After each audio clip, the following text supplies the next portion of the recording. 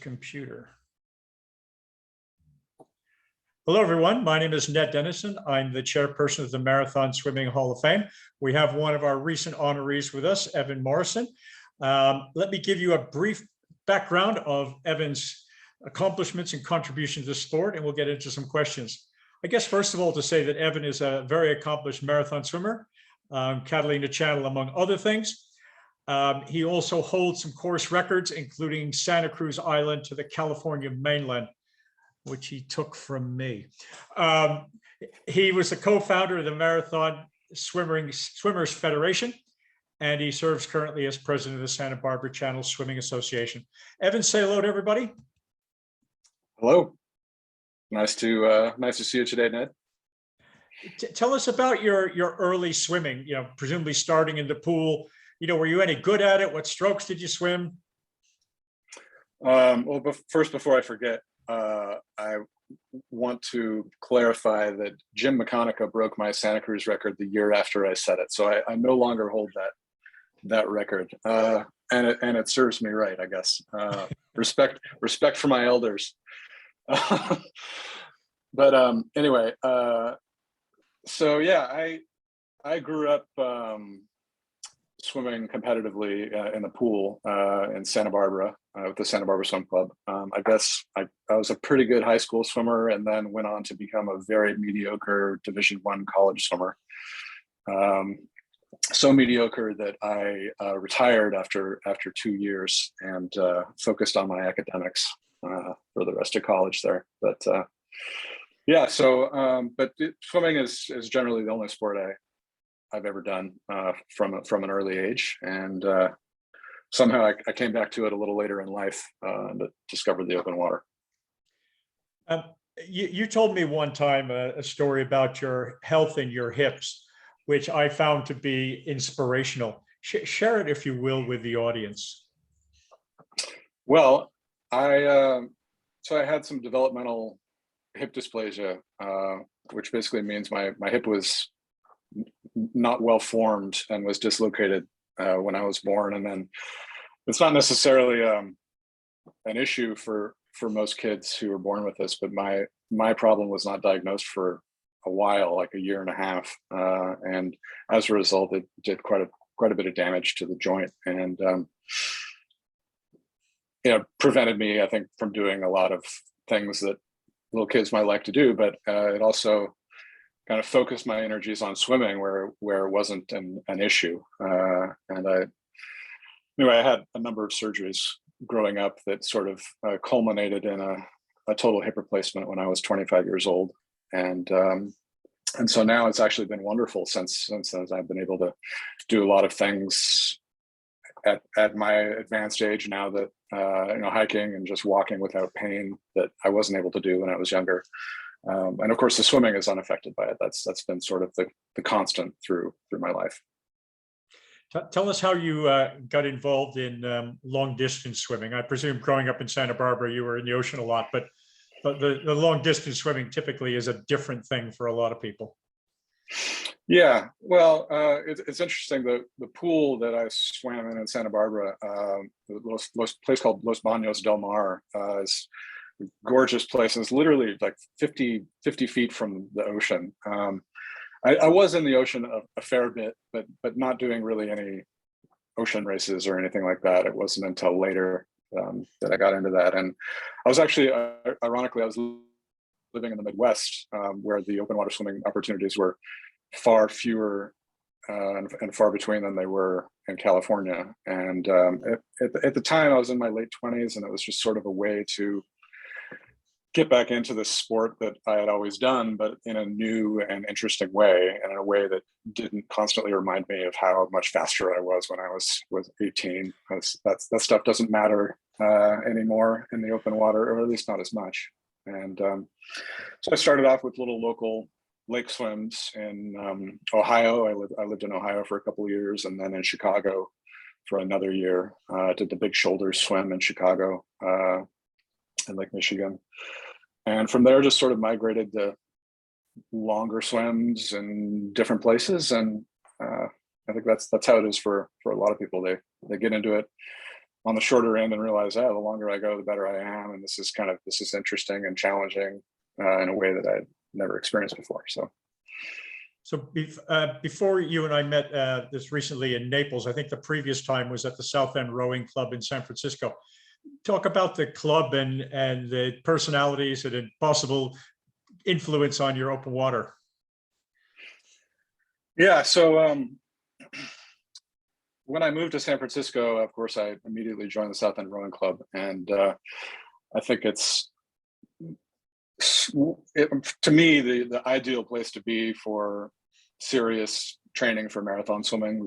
The temperature of the bay is never particularly warm, even in the heat of summer. And in the winter, it can be quite challenging, down to about 10 or 11 Celsius in the winter, which is great training for the North Channel, if that's something you're interested in. In addition, that it's probably the largest group of serious open water swimmers anywhere in the world. I mean, it's so easy to find people to train with, the people who are training for very ambitious swims. I think there's an incredible amount of history in the club, and you can just see the names of people on the plaques on the walls that remind you of this, and many of them are still around, and still you can find them on the beach on any given day. So it's a very special place to be if you happen to have this interest as I do in long distance open water swimming. What are you most proud of your open water swimming? Like the swim that I'm most proud of, is that what you're asking? Yeah. So I would say it was a swim I did just a couple of years ago. It was right before COVID brought everything down.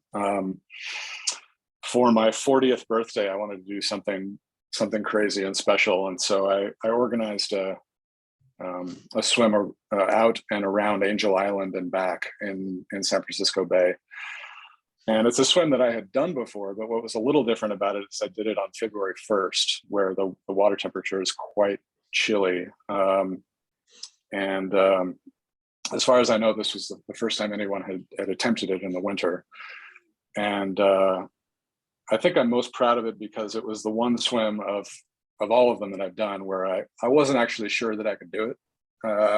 There was some significant doubt as to whether it was... the day that I did it, it was 11 to 12 Celsius. And the way the currents are in the bay, it's a little hard to predict how long, when you're swimming across the current, it's a little hard to predict how long it's going to take. It could have been anywhere from 6 to 7 hours, I thought, maybe 8 hours. And then in fact, it took me almost 9 hours. And that was just way beyond anything I had done in that water temperature before. And so I think I was just proud of myself for staying in and keeping my mind steady and getting it done. I was definitely well past my prime. I was in much better shape 10 years ago, but I think this one it got into me and into my mind and my soul in a way that I don't think I had experienced before. So. Set big goals. Biggest surprise you had while swimming in the open? Oh gosh. I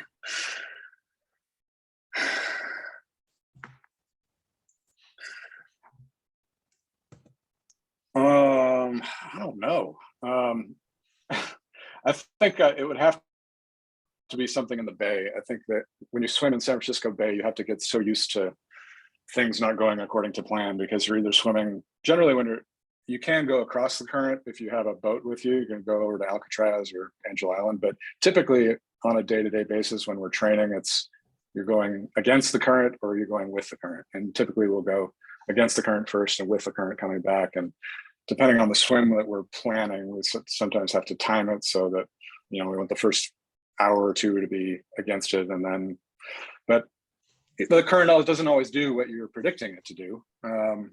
I'm sensing it. I'm sensing an early morning by Fort Mason when you're going, this is not going to be fun getting back. Yeah. Oh, you know what? Actually, I just thought of a good example.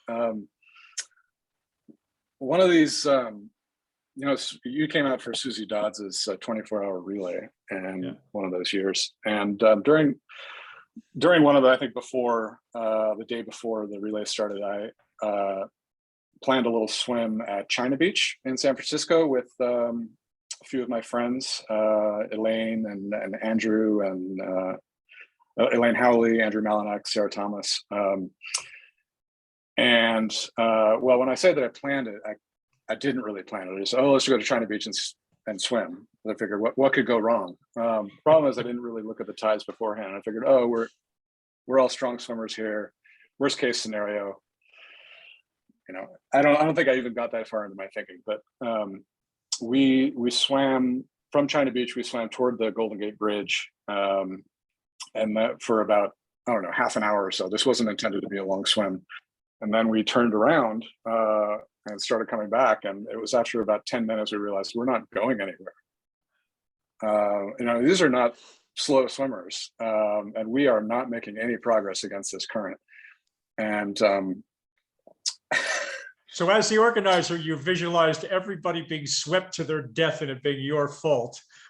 Yeah, no, we weren't really in any danger at that point, but I think the amusing thing that happened is we just kind of looked at each other and was like, there's no way this is working. So we all just went into the beach and walked all the way back.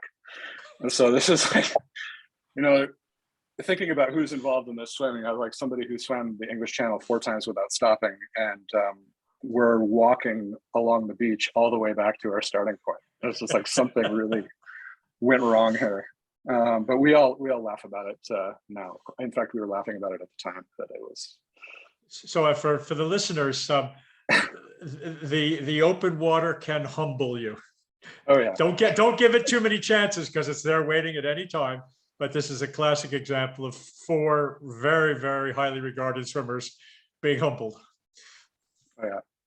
But we had a good chat on the walk back. All was not lost. So Evan, one of the things that you did that really, really changed the sport is you co-founded the Marathon Swimmers Federation. Tell us a little bit about the main starting points. And for me, it was the rules, the forum, the accreditation. Tell us a little bit about each of those. I guess what became MSF has evolved organically, kind of project by project over the course of about 11 years now.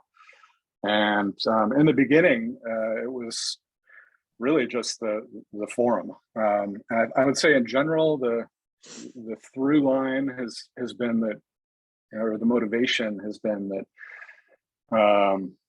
to kind of preserve and develop the kind of unassisted style of marathon swimming. And I think there was a feeling at the time among some of us that this kind of long grand tradition going back 140 plus years was getting sort of lost in the shuffle, that there was a lot of different types of swimming that were emerging and were getting promoted. And that sometimes these were getting confused with this unassisted style swimming that we preferred. And so I think MSF has sort of focused very, with a lot of discipline on just this one kind of niche of the sport. And it's a funny story, not a lot of people know this, but the initial seed of what became MSF was creating a new annual awards program. So as you know, the WOWSA awards have been, the focus is on the general sport of open water swimming. And at the time, that was the only way that, swimmers were generally recognized on an annual basis. I guess you could include the Hall of Fame as well in that. But at the time, I think a few of us like, why don't we just create a new set of awards for marathon swimming? But then there's the question of, okay, well, who's our community here? Who votes? How are we going to get people to participate in this? And that was the reason for making the forum. So we made this this website in early 2012, the forum, and then a few months later, we did the first what we call the Global Marathon Swimming Awards, using the members of the forum as the voters. And so in the beginning, that was what it was. But I think over time, it developed into a lot more than that. There's a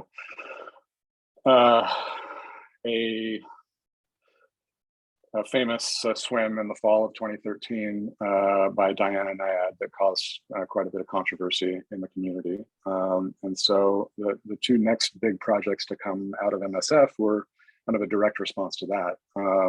And one was the rules of marathon swimming.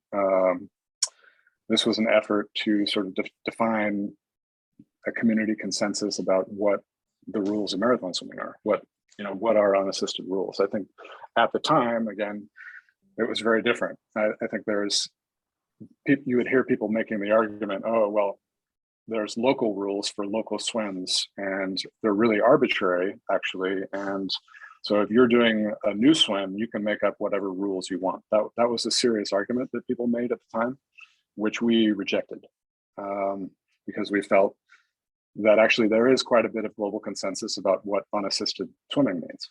And so the rules were an attempt to set that down in writing. And then the second big project was MSF Documented Swims, which is it's first a template for taking documentation of an independent swim. So defining what constitutes good documentation of a swim. And so that includes not just the observer log, which is fairly common throughout the sport, but also adding photos and video, which became much easier over the past 10 to 15 years with the ubiquitous kind of smartphones that everybody has. GPS tracking, which again has become much more easy to do in the past 10 to 15 years.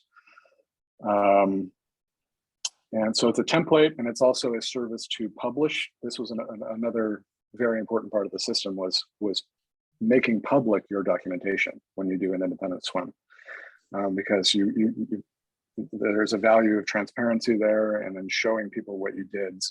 And if you follow the standard and publish your GPS and your photos and your observer log and everything, theoretically everybody can look at that and see if they believe it. And then the third part of the system is a kind of a process for reviewing the documentation and ratifying it.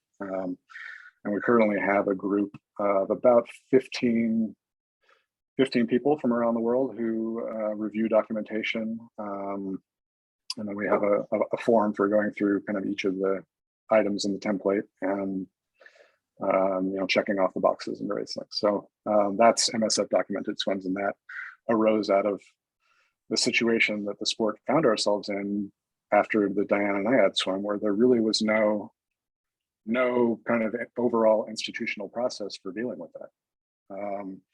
There's no sanctioning body for the Cuba to Florida swim. And so as a result, you have a swimmer who went directly to the media with her claim, and there was no process for kind of evaluating that claim.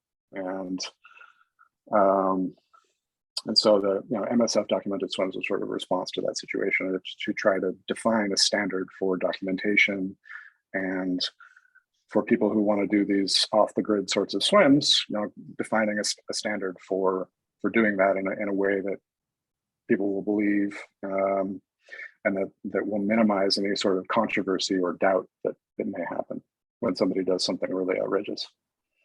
Just a couple of comments on all of that. I was one of the early voters in the MSF awards, and Wowzer was running awards based on global voting. So, 10, 20, 30, 40,000 people, whatever the numbers were. And it generated, a lot of excitement in that area.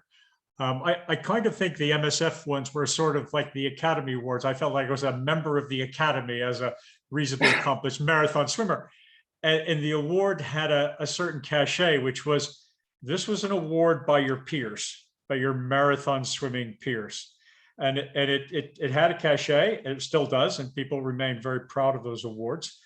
I think the second thing, and you talked about, I'd like to emphasize it. I swam around the island of Jersey and the Channel Islands. And that was organized, observed, sanctioned, accredited by the Jersey Long Distance Swimming Federation. So I don't say I did it. They say I did it. And when a swimmer in the pool breaks a record, it's because FINA says they've broken the record. The swimmer, I had this years ago to say, like, if you ran the course of a Dublin marathon at 10 o'clock late one night and your mother timed you and you came in at 1:59, that's wonderful. And it might make a really interesting social media post to say, while it was, unaccredited, I had a great training swim, a great training run, and I'm looking forward to the competition in 10 days. But you can't declare your own kind of record. And you can't do it in any sport. So I think that makes sense to folks. You also, in more recent times, have come up with the Long Swims database, which, as you well know, Evan, I use many, many times every week. When I get a nomination or a possible nomination for the Hall of Fame, there's 2 or 3 sources I go to, and the Long Swim database is always one of them. Tell us about what it is, what it isn't, and how swimmers and how organizers can participate in it. Well, so the database was, I think, again, an effort to fill in what I perceived as a gap in the administration of our sport, which is really there's not a well-defined standard for what the community accepts as a verified marathon swim. And so the database is an attempt to collect every historical record, past, present, and going into the future, of verified marathon swims, and an attempt to define exactly what verified means. And I think this was something that I and many other people, I think there was a discussion on the forum long before it actually happened, that this is a gap in the sport right now. And it took a while for me to develop the technical chops to actually make it happen. But eventually I kind of put some concerted effort into figuring out how to organize this. And so now we're at about 78,000 swims that are in the database. And it's pretty simple to do. It's a website, and you can search the website according to people. You can search for a person, or you can search by event. You can search by a particular swim. So you can see what swims has a person done, or you can see what people have done a particular swim. So I think the part of the key to understanding it is how are we defining verified? And so that standard is a little bit different depending on what type of swim it is.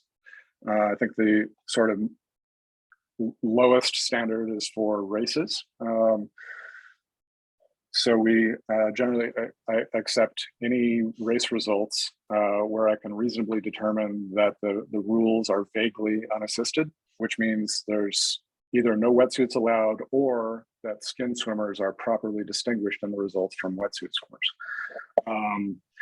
But we can't possibly, and I don't think this ever will happen, determine how race organizers organize their races. And so many swims in Europe allow tow floats. So a tow float would not be allowed in an MSF documented swim, like a solo swim. But we do include races that allow tow floats. And so that's why I say the standard is a little bit less for the races. And also all we really require here is official results from the race organizer. And if they do allow wetsuits, that the skin swimmers are properly distinguished from the wetsuit swimmers.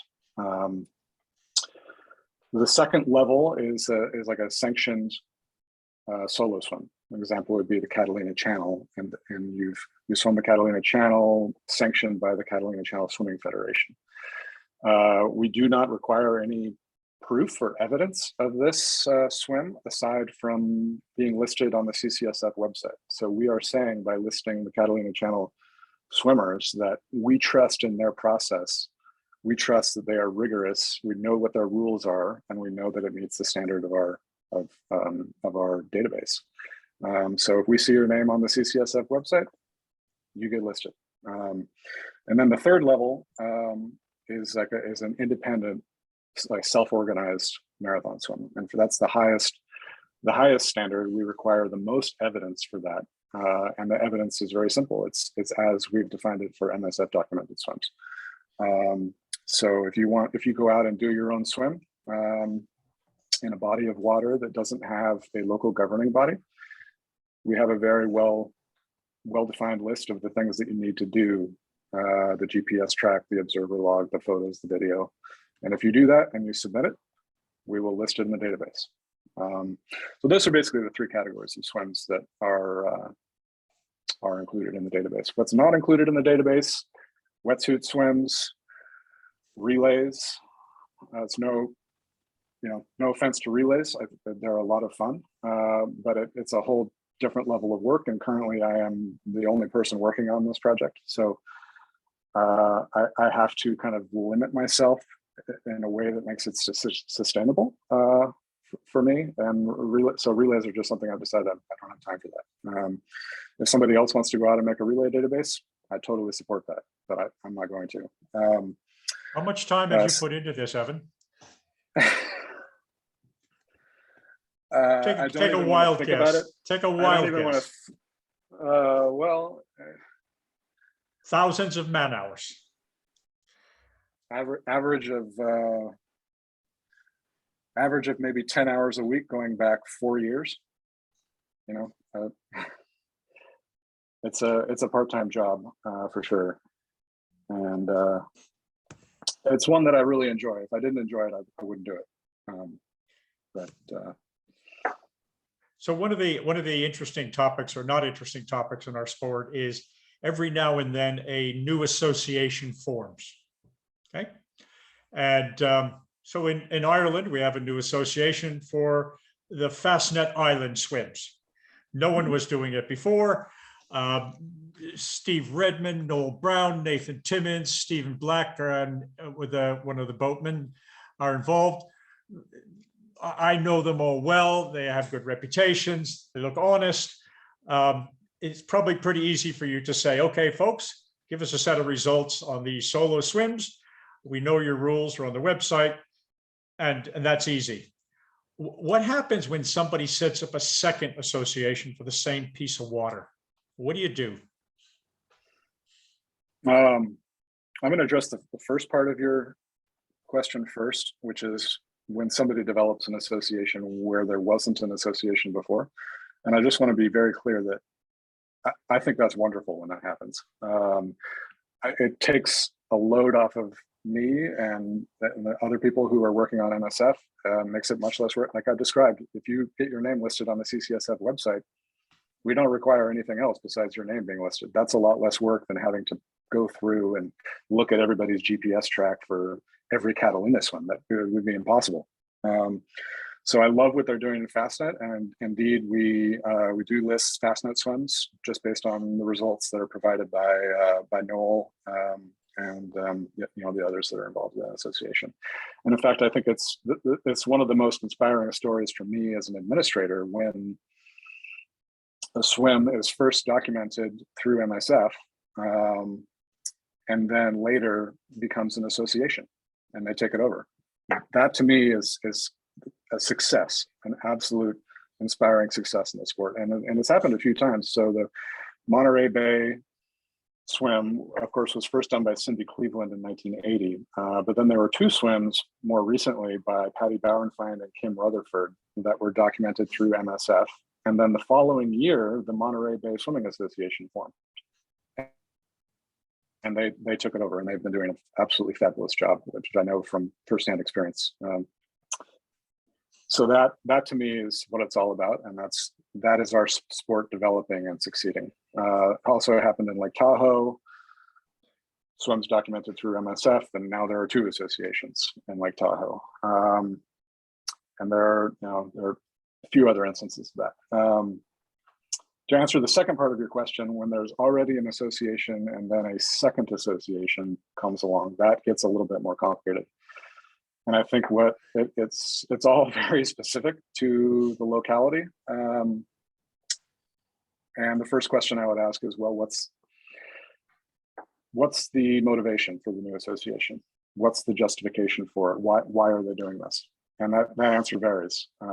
There are some instances where the first association is clearly failing. They're not servicing the demand for that swim. So there's, a symptom of that would be like a 5-year long waiting list for a swim. That would be the association is probably not living up to what they could do, unless there's kind of external factors that are limiting how many swims that could happen in a body of water. That also happens sometimes. Sometimes there's, I think the original and classic example of this, which is before my time, is when the CSMPF arose from the CSA.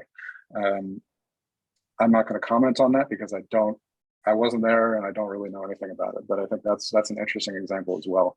But clearly nowadays we can look at the English Channel, and I think it's reasonable to say that both associations are doing a very good job, and provide an example for the rest of the world. There are other instances where it boils down to a personality conflict, and I don't necessarily think that is a good reason to form a new association, because somebody doesn't like another person who's involved in the original association. And so that takes a little more time to disambiguate. And I think, but ultimately I would want to look at the results. So what even if it boils down to a personality conflict or just kind of political infighting, is the new association doing a good job? Are they providing a good service to the swimmers? Are they providing rigorous standards in terms of verifying where these swims are done well and properly, according to rules that they publicly list? And then, if the second association is doing a good job, I don't really have a problem with that. And then I think maybe the third general category is an unfortunate circumstance where maybe a single person doesn't like the association that exists for a swim. And so then they go out and they do that swim on their own as a self-organized swim, and then claim that they are an association. This single person essentially is an association. That has happened a few times, and I think that's probably the least justifiable reason to form a new association, and one that that I don't include in the database.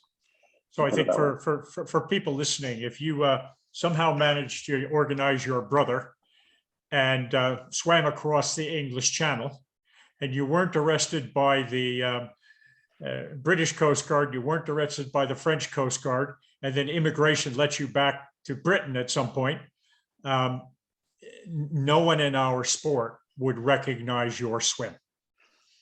That's just straight out. And if you tried to say you're an English Channel swimmer, the bricks would be thrown at you from more directions than you can possibly imagine.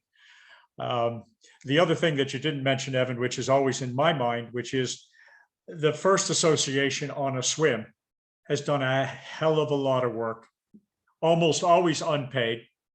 They built a certain cachet, they built a certain branding on a swim.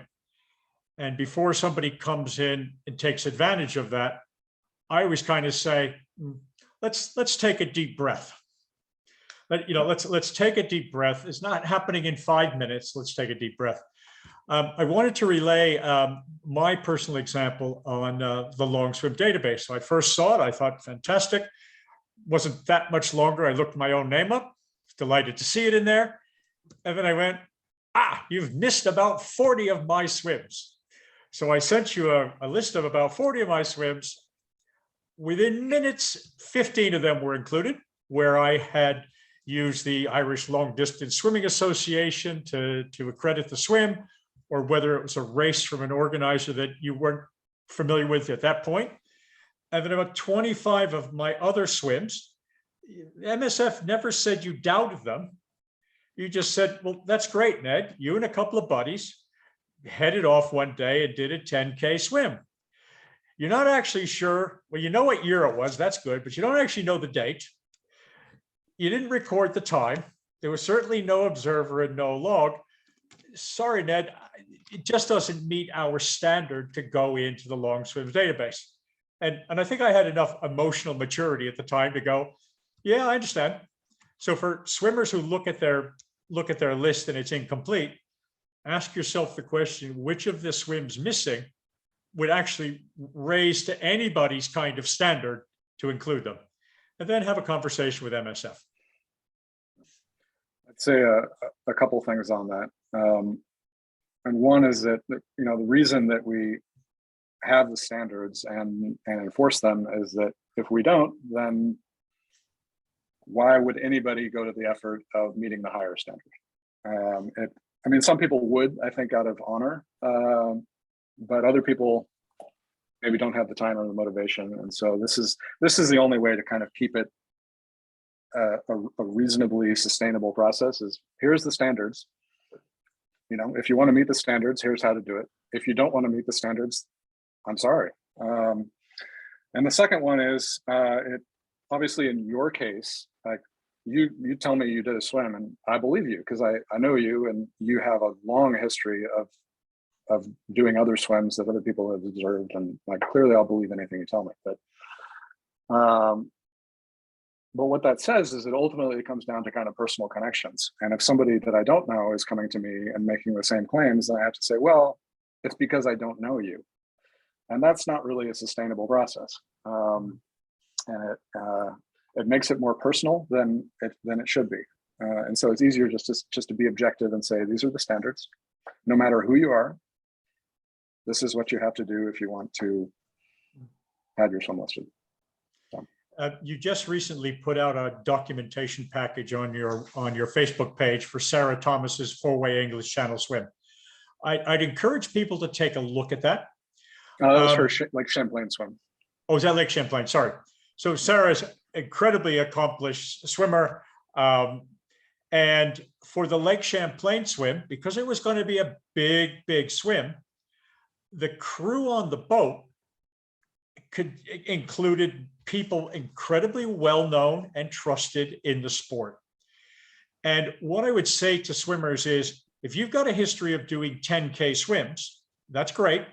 If you now want to do a 50K swim outside of what you've normally ever done, you need to be sensitive to the fact that the sport is going to be looking for a little bit more from you.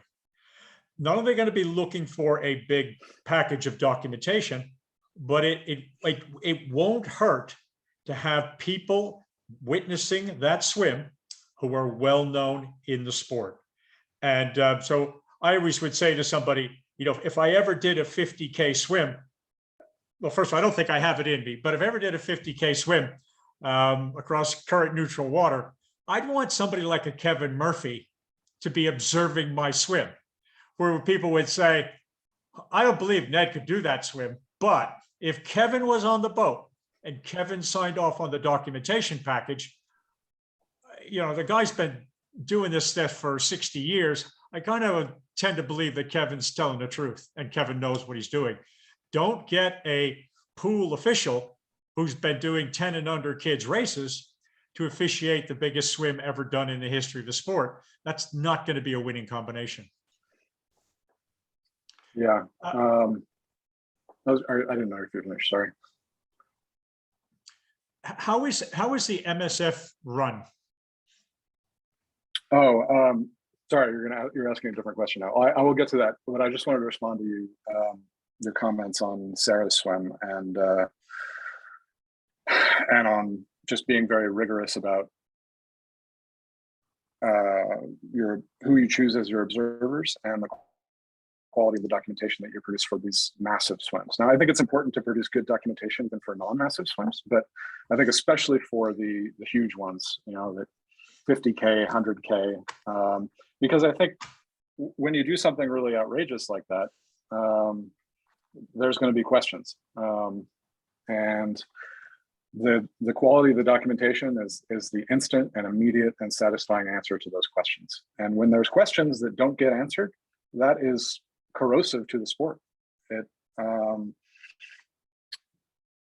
I think it undermines the integrity of what we do. And unfortunately, there is some history of fraud in marathon swimming, going back to you can go back to the formation of the CSA in 1927, and that was in response to an instance of fraud in the English Channel. And the nature of marathon swimming is very few people witness it. You're out on a boat in the middle of the ocean, and you have you and your crew. And so when you come back and you say, I did this big swim and only a few people saw it, it's not something that was done publicly. That's the reason that we have these standards for documentation. And I think that any legitimate swimmer is going to want not just the buy-in of the media or the buy-in of the general public, they want the buy-in of their peers. They want the community to believe what they did. And I think having well-known observers and doing all of the, checking all of the boxes like GPS tracking and photos and video, that's a way of speaking to your peers and saying, I did this legitimately and I care about my craft here. Okay, so the question that you asked after that was, how is MSF run? Yeah. So we, for a couple of years now, we have what we call a core team, which is essentially an advisory board. I think, it still is the case that I do the vast majority of the administrative work of MSF. That's kind of how it developed, and things are set up on the back end, the technology that is very hard to delegate. I wish I could delegate more of it, but it's very hard. And so the core team basically deals with when we come into complicated issues and policy issues, we discuss them. And I've assembled a group of not just fabulous swimmers, but who I believe are extremely intelligent and able to work through these complicated issues. And so when things come up, we discuss them and we vote on them. And then, I think I'm fine with doing most of the administrative work, but I think when these complicated things come up, it's best if it's not just me kind of making a decision. It's better to have some consensus and have other people involved who are come from different backgrounds and have different ideas and I think we all respect each other deeply. So that's I guess how I would describe how things are run. That answers your question. And how are you funded? Well, in the beginning and for the first few years, it was purely out of my pocket, and there was no revenue to speak of. So I, covered the cost of the website, and obviously there's the cost of my time. I'm working on MSF when I could be working on other things that pay me better. But over time, we developed more sources of revenue. So currently we are, the revenue that comes in is a combination of individual memberships. So when you submit a documented swim, you're required to be an MSF member. It's not very much money. It's $45 US per year. And the membership gives you a number of benefits. That includes two free services with my tracking program, track.rs, and you get discounts on swim caps and calendars and that sort of thing. So individual memberships, we have a few organizational sponsors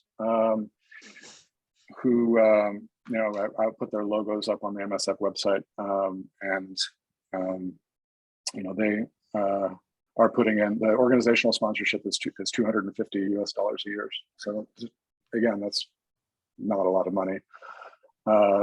Some people I think have wondered, like if somebody is an organizational sponsor, does that mean that they own MSF, that they own me, and then they can manipulate me into making decisions that I wouldn't otherwise You know, for $250 a year, seriously?